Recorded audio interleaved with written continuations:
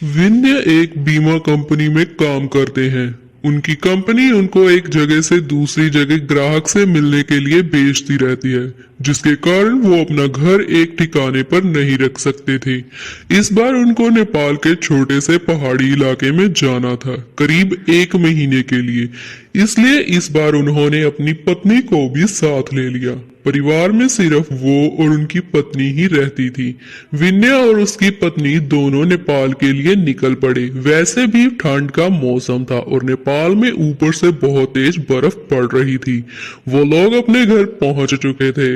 अपने घर तक पहुंचने के लिए उनको बहुत संघर्ष करना पड़ा, क्योंकि घर छोटे से गांव में एक पहाड़ी इलाके में था, जिसकी वजह से दोनों बहुत थक चुके थे। रात के तकरीबन 12:30 बज चुके थे। जहां वो रह रहे थे वहां दूसरे घर एक दूसरे से बहुत दूर थे।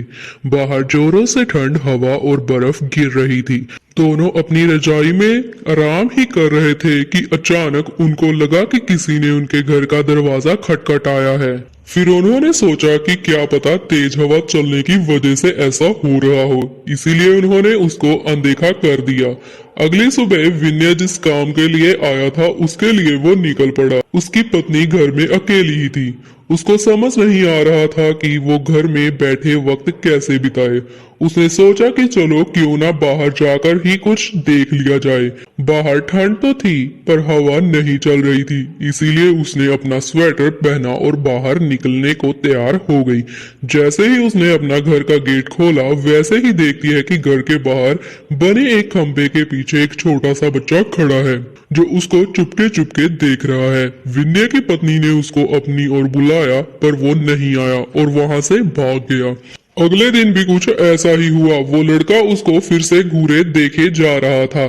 इस बार उसकी पत्नी ने उस बच्चे को पकड़ लिया और पूछा कि तुम यहाँ क्या कर रहे हो। उस बच्चे ने कुछ नहीं बोला और ना ही कुछ बताया। विनय की पत्नी ने उससे उसके घर के बारे में पूछा, तब भी वह कुछ नहीं बोल रहा था। आखिर में उसका नाम पूछने पर उसने अपनी धीमी सी आवाज में अपना नाम सूर्य बताया और फिर वहां से भाग गया। उसको उसका व्यवहार कुछ समझ नहीं आया। ये सिलसिला ऐसे ही चलता रहा। वो बच्चा रोज उसको खंबे के पीछे से निहारता रहता था। उस दिन रविवार की रात थी। दोनों घर में अंगीठी के सामने आग तप रहे थे, क्योंकि बाहर की हालत बहुत खराब थी। इतनी खराब कि कोई थोड़ी देर के लिए बाहर निकल जाए तो उसकी जान चली जाए। अचानक दरवाजा किसी ने खटखटाया। उन दोनों को फिर से लगा कि शायद हवा की वजह से ऐसा हो रहा हो। तभी फिर से किसी ने दरवाजा खटखटाया। इस बार खटखटाने की आवाज साफ आ रही थी। ये दरवाजा सुनकर दोनों डर गए, क्योंकि इतनी रात को वो भी जान ले लेने वाली ठंड में आखिर कौन हो सकता है। दोनों केवल एक दूसरे का मुंह देख रहे थे। अचानक दरवाजे के बाहर से धीरे धीरे रोने की आवाज आने लगी। तभी विनय ने जोर से आवाज में बोला, कौन है बाहर। कुछ देर तक आवाज तो नहीं आई, पर बाद में एक धीमी सी आवाज आई, दरवाजा खोलो, कृपया करके दरवाजा खोलो, बहुत ठंड है। ये आवाज किसी छोटे से बच्चे की थी। तभी विनय की पत्नी को ये आवाज जानी पहचानी लगी। उसने कहा कि ये तो वही बच्चा है जो रोज घर के बाहर खड़ा रहता था। विनय की पत्नी ने कहा कि हमें उसे अंदर लाना चाहिए। वो भागते हुए अभी दरवाजे के पास जा ही रही थी कि अचानक उनके घर के फोन की घंटी बजी।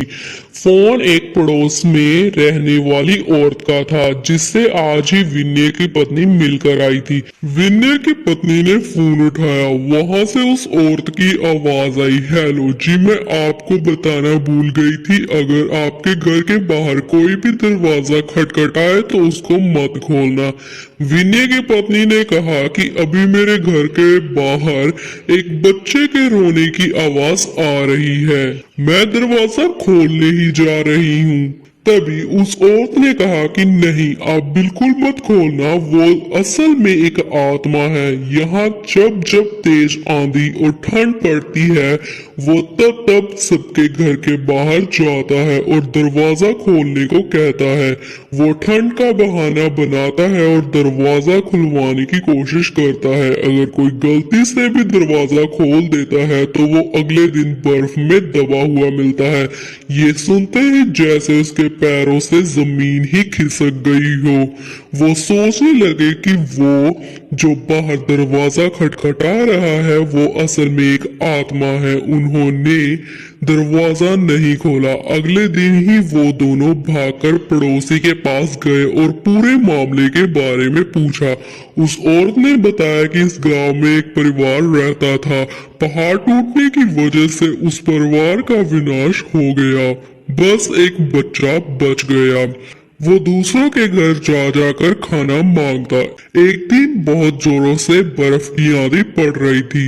वो दूसरों के घर के बाहर दरवाजा खटखटा कर घर के अंदर आने की गुहार लगा रहा था, पर किसी ने भी उसकी गुहार नहीं सुनी और ठंड की वजह से सब अपने घरों में थे।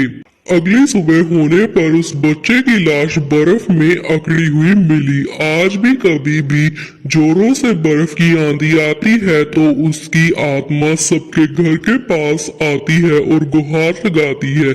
ये सब सुनकर दोनों हैरान रह गए, लेकिन वो वहां 1 महीने जब तक रहे तब तक 3-4 बार उनके साथ ऐसा ही हुआ, लेकिन विनय का काम खत्म हो जाने पर वो वहां से चले गए।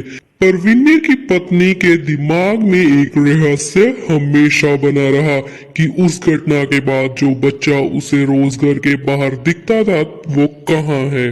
तो दोस्तों, ये थी हमारी आज की हॉरर स्टोरी जिसका नाम था दरवाजा खोलो। अगर आपको ये हॉरर स्टोरी अच्छी लगी हो तो हमारे चैनल को सब्सक्राइब जरूर करें ऐसी और वीडियो को देखने के लिए। मिलते हैं अगली वीडियो में।